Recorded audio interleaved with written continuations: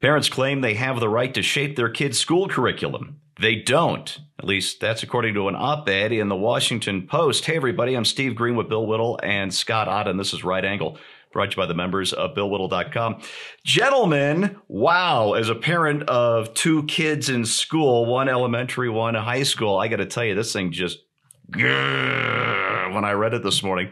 So Jack Schneider and Jennifer Berkshire wrote an op-ed for the Washington Post that was endorsed by Randi Weingarten, who you may remember as head of the the American Federation of Teachers.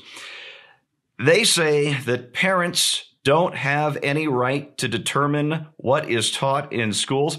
And they phrase it this way: when do the interests of parents and children diverge? Generally, it occurs when a parent's desire to inculcate a particular worldview denies the child exposure to other ideas and values that an independent young person might wish to embrace or at least entertain. Bill, would it be fair to say it's a novel interpretation of history to argue that there was no such thing as teenage rebellion against their parents before public educators came along? Well, thank God for public educators, because now there is no attempt whatsoever to inculcate children into any belief system, and God knows we have them to thank for that. There's two issues here, Steve. First of all is who do the kids belong to? And they belong to somebody, because until they're of legal age, they're somebody else's pretty near property, really. They're certainly somebody else's responsibility. They're not. So who do they belong to? The collectivists will say that they belong to the state. And this is the definition of what collectivism is. We heard that woman several years ago saying basically this idea that your children belong to their parents is just insane. No, they belong to the society, to the state. And so if the children belong to the state, then the teachers will tell them what to believe. And this is why it's been known since there's been socialism and communism that the greatest single barrier to this thing is the family. Because the bonds of the family traditionally are stronger than the bonds of the state. And if you've still got an intact family, then things happen from, where people say, no, I don't want this junk put in my kid's head. So the first question is who owns the kids? I say the parents do. I say that is them. And the entire argument is so specious in the first place. The idea that, oh, no, we want to send kids to schools to open their minds so that they don't get this repressive ideology drilled into their heads by their parents. Like, who do you think you're fooling? Honestly, really, seriously.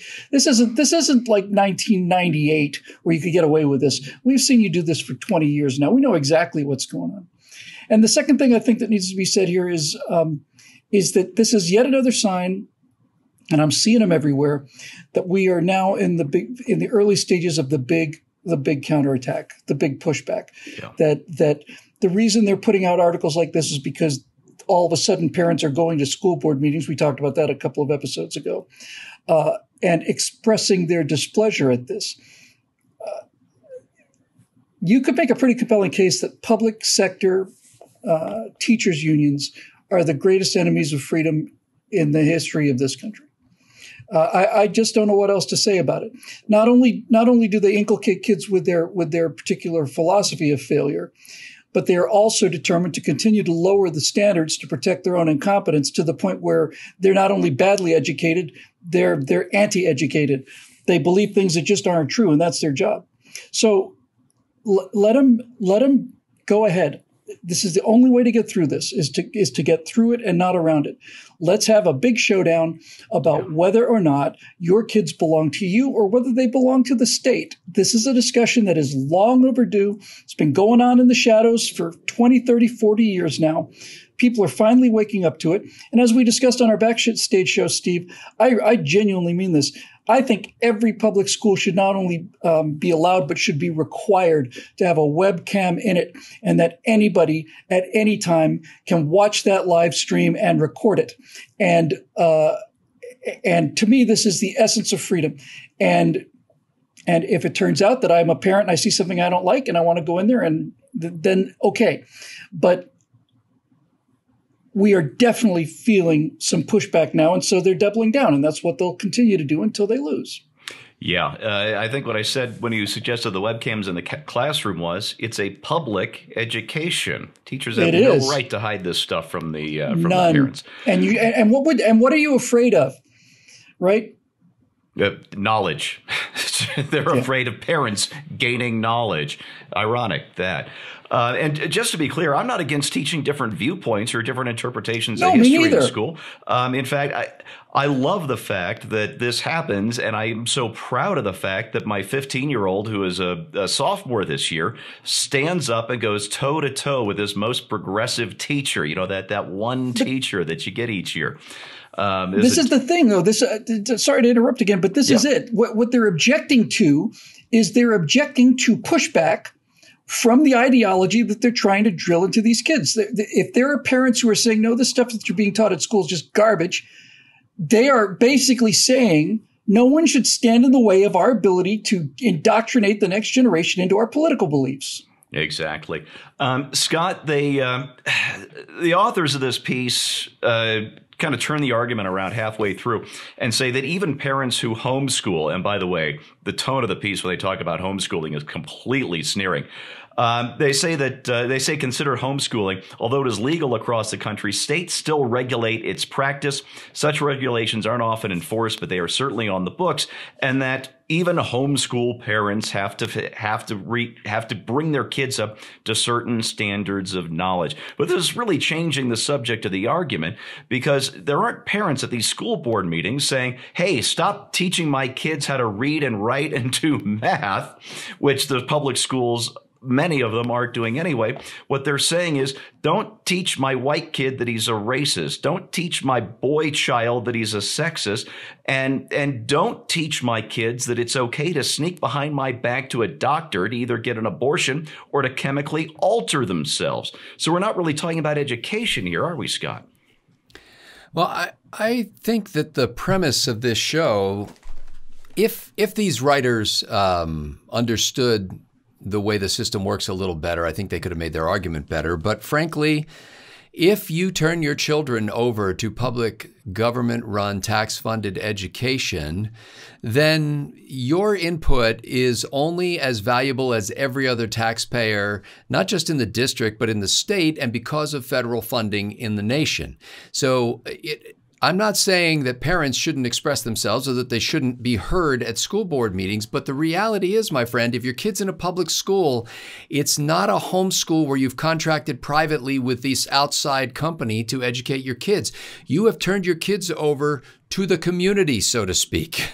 And you have basically said it takes a village to raise a child. And I've agreed to just be one small voice in that village about the values that are going to be inculcated in my child during the 6 or 8 hours a day that they're in that building.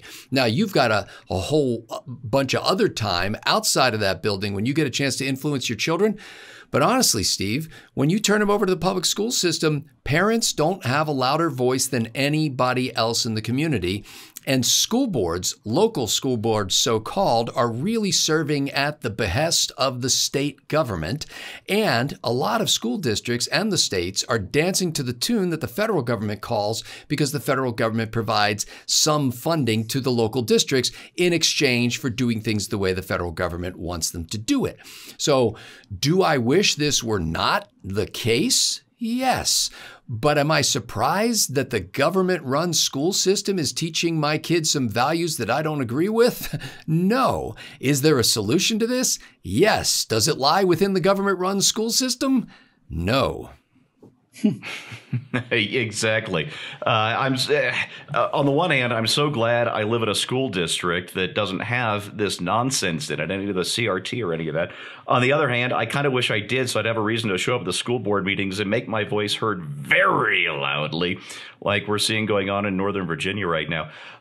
Despite what you may see in the news, Steve, I can calmly assure you that most school board meetings are nowhere near that interesting.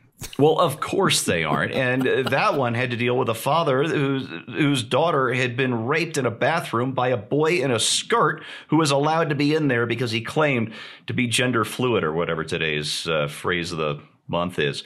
The thing is, another one of these articles I read talked about the government's rights when it comes to teaching your kids. Listen, we need to say this very plainly.